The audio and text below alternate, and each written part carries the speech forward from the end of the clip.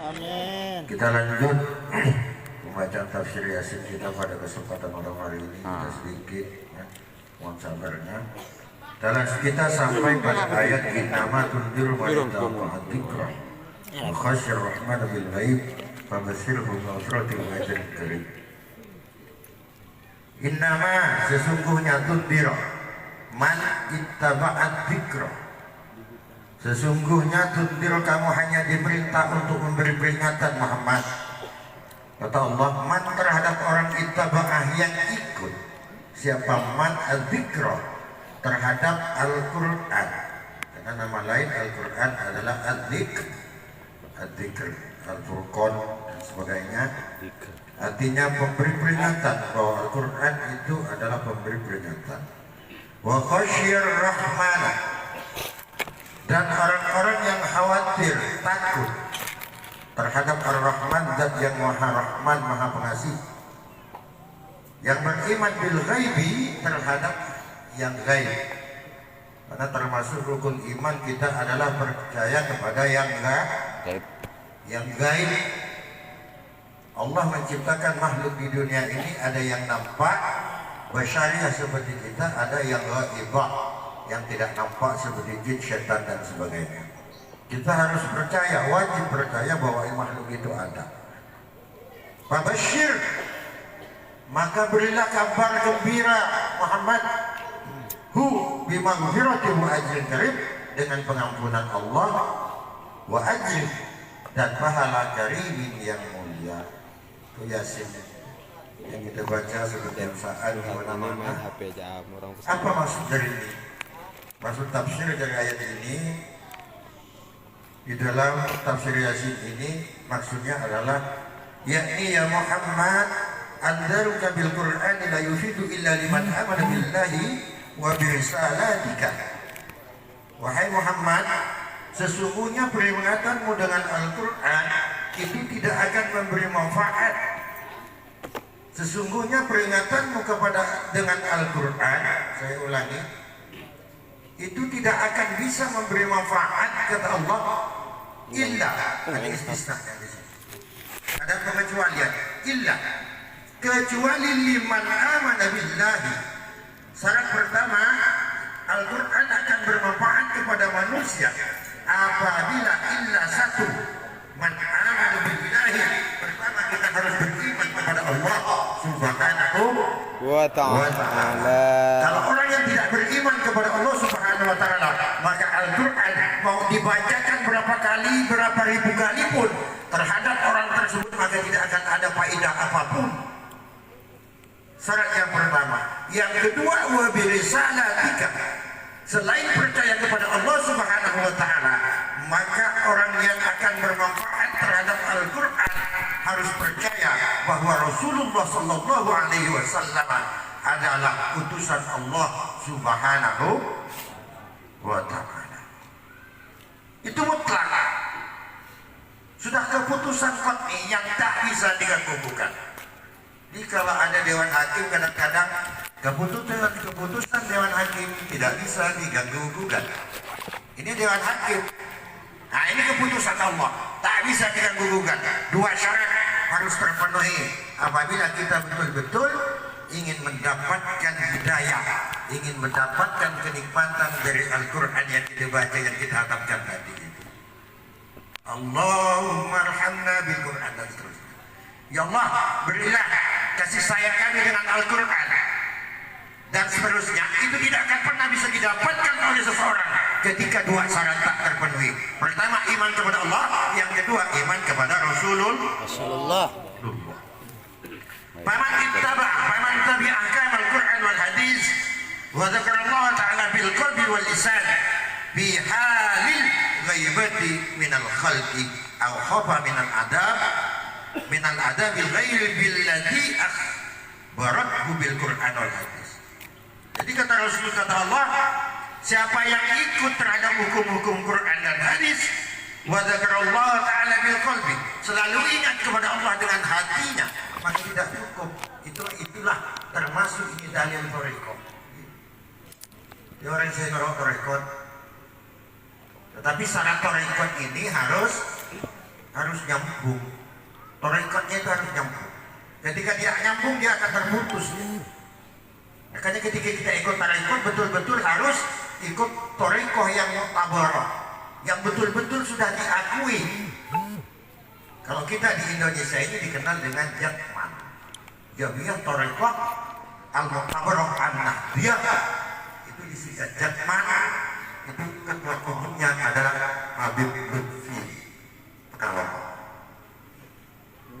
Di ada torikoh itu yang muktabarah, ada yang tidak. Kalau yang tidak muktabarah dia tidak nyambung kepada Rasulullah SAW, tidak masuk. Makanya kita ingat kepada Allah, tidak cukup kita dengan lisan. Seperti yang terjadi pada hari ini, banyak yang orang-orang Islam ini ingat kepada Allah hanya dengan lisan. Sudah berapa waktu? Sudah berapa waktu? Allah Akbar, Allah Akbar. Katanya orang-orang begini. Syarat bil qalbi yang terpenting itu adalah takbir dengan hati. Kita sekarang ingat kepada Allah dalam setiap saat. Ittaqullah azma kunta. Takutlah kalian kepada Allah dimanapun engkau berada. Mau di pasar, di sahabat, di masjid lekong langkong, di romana, luar roman, ikan masaus. Itu harus takwa kepada Allah Subhanahu wa taala. Selalu ingat kepada Allah. Allah bil qalbi wal lisan, baru lisan. Makanya di dalam kitab itu jelaskan bil qalbi, hati dulu baru lisan. Kalau lisan belum tentu hati ikut, tetapi kalau hati sudah mengatakan maka lisan mutlak dia akan mengikuti apa kata hati.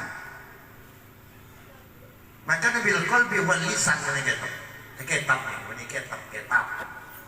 benih bil lisan wal qalbi, bukan bil qalbi wal lisan. Terbalik.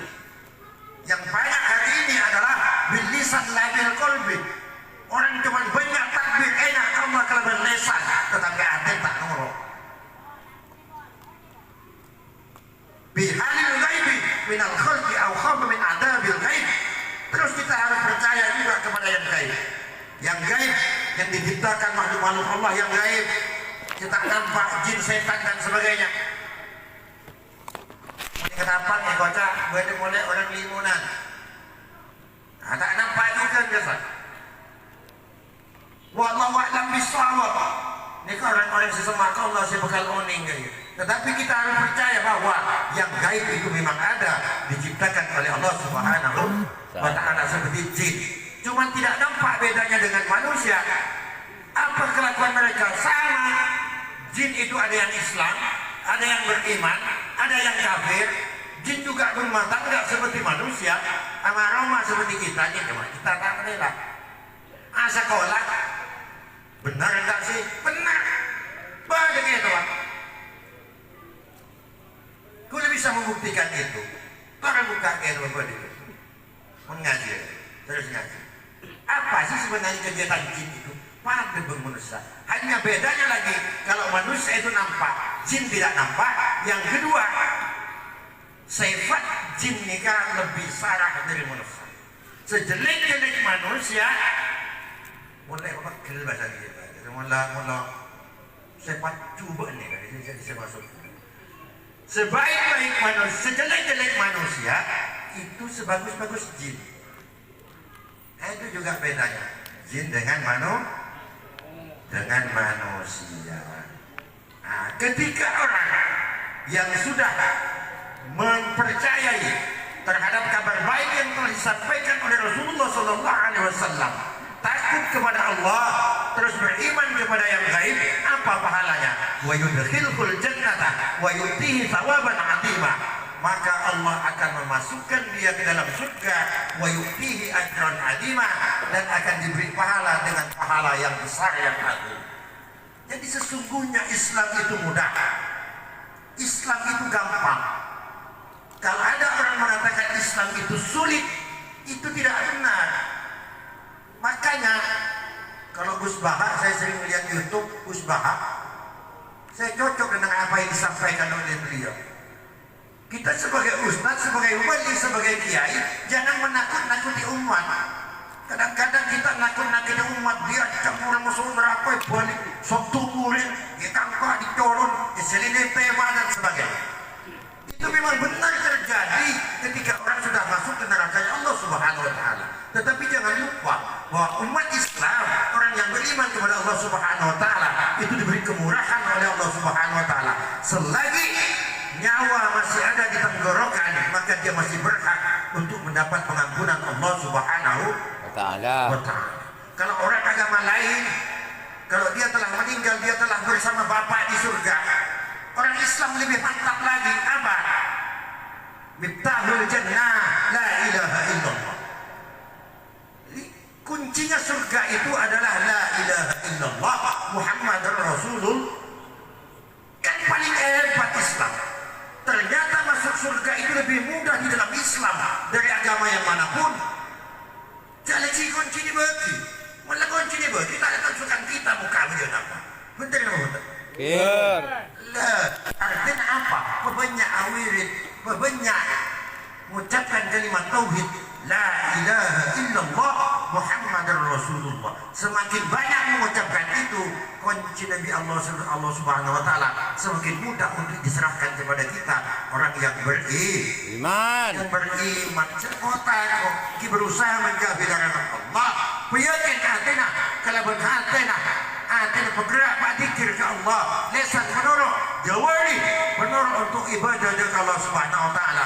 Insya Allah surga itu pasti dan wajib dimiliki orang-orang yang beriman. Cuman setong, saya tak bakal masuk umat Muhammad ke surga. Kenapa? Illa syirka billah, kecuali syirik Allah Subhanahu Wa Ta'ala. Selagi nyawa masih di tenggorokan dan dia tidak syirik kepada Allah, maka tidak ada umat dari Rasulullah yang tidak akan masuk ke surganya Allah Subhanahu Wa Ta'ala. Maka kita kebetulan kan kita tetapi pembehelu lepas apa jam sekali membaca syahadat ikat segi berhak surga Allah Subhanahu Wa Ta'ala. Meskipun kita jauh kula ngincam pereng kon pamat sendiri ngincam bersih kapan beli terkotor kira-kira di pasar sendiri langsung masuk ke dalam lemari dan hutan tak kira pasti begitu pergelu sampai gelunggung malah yuk ke udah tak patut soalnya lagi jom kok beli saya kok kotor kan tidak, itulah yang termasuk apa yang dimaksud di dalam kalimat tauhid, apa yang dimaksud di dalam kitab-kitab tauhid. Man arafa rabbahu, man arafa nafsahu, arafa rabbahu. Termasuk satu poin di situ. Siapa yang tahu ke diri ini kemudian kuning ke Allah. Artinya apa? Dalil asli, dalil nakli itu adalah dalil yang bisa jadi pegangan bagi orang yang beriman.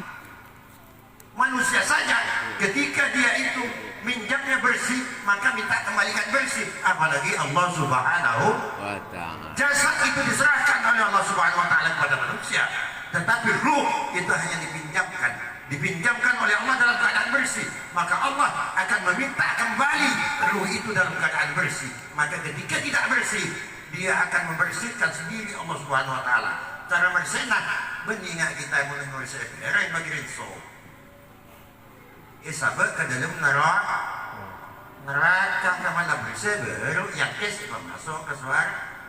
Cuman bedanya orang yang masuk surga tanpa masuk neraka dulu dengan orang yang beriman masukkan ke neraka kemudian dimasukkan ke surga, bedanya satu. Kenapa? Beda tante ini kebetulan neraka pun lagi bisa surga sudah tak saya isam sudah selangsung masuk surga mengkali dia jangan langsungkan tadi dia ada kan macam nyaman paling jauh kehidupan di sana. Bahkan di dalam riwayat hadis ini kan nanti di akhirat itu bener laki bini nih akan abang si bini nabung laki makin buruk tamu namanya bini mau di selatan nabung bini mau pernah masalah buruk bini kan abang bini laki udah buruk tak mau kenapa? Karena mereka sudah tahu bahwa di akhirat itu tempat pertanggungjawaban, tidak ada amal sekecil apapun kecuali diminta pertanggungjawaban oleh Allah Subhanahu wa Ta'ala. Masing-masing mereka telah menyadari bahwa bini banyak urusan ke laki banyak urusan ke bini. Yang akhirat diceritakan dan beriwayat dalam kitab seperti itu Pak. Orang bini lagi bini nanti wanita sebenarnya kita ada yang santai atau tonton meloloh.